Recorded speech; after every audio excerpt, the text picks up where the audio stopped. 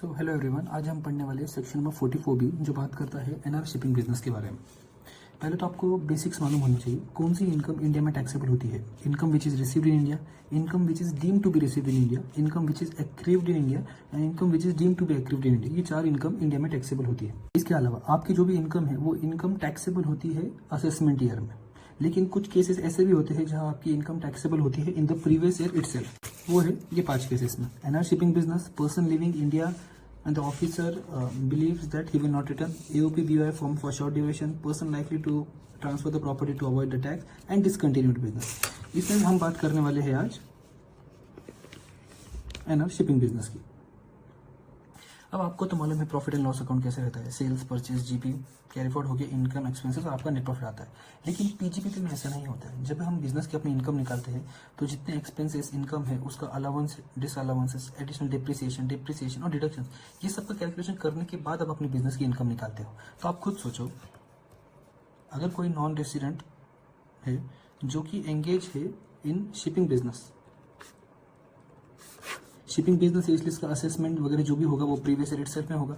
इस previous year में जबकि वो आता कितने दिन के लिए है, कुछ टाइम के लिए आता है, 4 दिन 5 दिन, उसके अंदर क्या उसके लिए पॉसिबल होगा ये सब कैलकुलेशन करना? नहीं। इसीलिए जो भी नॉन रेसिडेंट है जो शिपिंग बिजनेस में एंगेज है उसके लिए उनको ऑप्शन दिया है to opt for section number 44B। ये एक काइंड ऑफ प्रिजम्पटिव स्कीम है। ये मैंडेटरी नहीं है। अगर आप चाहो तो आप इस वे से, पीजीपी की वे से आप अपना इनकम निकाल सकते हो, लेकिन अगर आप चाहो ये सब ना करके आप प्रेजेंटिव स्कीम जो कि सेक्शन 44B है इसके हिसाब से एक नॉन रेसिडेंट जो शिपिंग बिजनेस में एंगेज है वो अपनी इनकम कंप्लीट। अब हम समझते हैं कि इनकी इनकम किस तरह होती है। ये इंडिया है, मान लेते हैं ये जो शिप है ये एक फॉरेन की कोई भी एक शिप है। शिप इंडिया में आती है, यहाँ से गुड्स, कार्गो या फिर पैसेंजर्स इनको अपने शिप में लेती है और यहाँ से बाहर जाती है, इंडिया के बाहर जाती है। अब आपको ये मालूम है जब आप यॉट वगैरह या कोई भी बुक करके इंडिया के बाहर वगैरह जाते हो तो आप उनको पैसे देते हो यहाँ से वहाँ ट्रैवल करने के लिए। सिमिलरली शिपिंग जो शिप होती है इसकी इसी तरह फ्रेट की इनकम होती है। अब ये जो फ्रेट की इनकम है ये इंडिया में एक्रू हुई है, इसलिए इनकी जो भी इनकम है ये इंडिया में टैक्सेबल होती है। ये पहला था। अब हम दूसरी बात करते हैं। अब इस एग्जाम्पल में मान लेते हैं ये है आपकी शिप, ये है आपकी फॉरेन की शिप, ये जाती है चाइना में। चाइना के पास से भी ये गुड्स, कार्गो या पैसेंजर्स को अपने शिप पे लोड करती है। यहाँ पे भी उसको इनकम होती है। देखा जाए तो ये जो इनकम है ये चाइना की इनकम है क्योंकि यहाँ पे एक्रू हुआ है। लेकिन चाइना वाले इनको क्या बोलते हैं कि आप एक काम कीजिए, इंडिया में हमारा ऑफिस है, आप वहाँ पे जाके पैसे कलेक्ट कर लीजिए। तो अब देखा जाए तो इनकम भले ही चाइना में एक्रू हुई है लेकिन इनकम रिसीव कहाँ पे होगी? आपको इंडिया में इनकम रिसीव होगी। इसीलिए ये जो इनकम है, इनकी जो भी इनकम है ये इनकम इंडिया में टैक्सेबल होगी। फर्स्ट एग्जाम्पल के हिसाब से इनकम इंडिया में एक्रू हुआ इसलिए इनकम टैक्सेबल होगा, और इस सेकेंड एग्जाम्पल में इनकम इंडिया में रिसीव हुआ है इसलिए इंडिया में टैक्सेबल होगा। ठीक है, तो सेक्शन नंबर 44B सिंपल क्या बोलता है कि आपको इनकम तो समझ गई, ये फ्रेट की इनकम जो इंडिया में एक्रू हुई है या फिर इनकम जो एक्रू कहीं और हुई हो लेकिन आपको रिसीव या deem to be received India में हुई हो, उसका 7.5% ये आपकी टोटल इनकम बनेगी। इसके ऊपर अब आपको टैक्स देना पड़ेगा।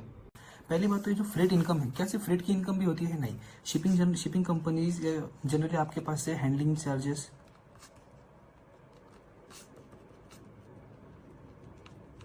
डिमरेज चार्जेस, ये चार्जेस भी आपके पास से लेते हैं। तो फ्रेट इनकम प्लस डिमरेज इसका टोटल जितना होता है इसके ऊपर 7.5% चार्ज करके वो आपकी प्रेजेंटिव इनकम हम मानेंगे।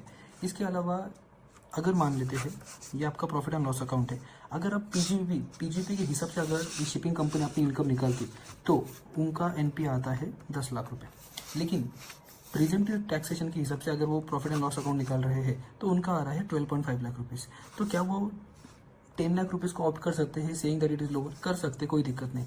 लेकिन अगर वो 10 लाख को ऑप्ट करना चाहते हैं तो उन्हें पूरे पीजीबीपी के सभी प्रोविजंस को कंप्लाई करना पड़ेगा। 12.5 लाख के अगेंस्ट में आप पीजीबीपी के प्रोविजंस को यहाँ पे अप्लाई नहीं कर सकते। सेकेंड पॉइंट, अब मान लेते हैं ये जो शिपिंग कंपनी है इसने फ्रेट इनकम प्लस ये टोटल इनकम इसने जो कमाई है वो है 1.1 करोड़ की, लेकिन इस इनकम को कमाने के लिए उसने एक्सपेंसेस इनकर किए हैं 1.3 करोड़। ये इरेलेवेंट, हम इस इनकम को बिल्कुल देखेंगे नहीं। आपकी 1.1 करोड़ की जो इनकम है इसके ऊपर 7.5% के हिसाब से आपको टैक्स देना पड़ेगा एज पर प्रेजेंटिव टैक्सेशन के। एक लास्ट बात, आपको मालूम होगा हमने कहा था कि non resident which is engage in shipping business, इसको ये ऑप्शन मिलेगा कि वो 44B प्रिजम्पटिव टैक्सेशन स्कीम ले सकता है।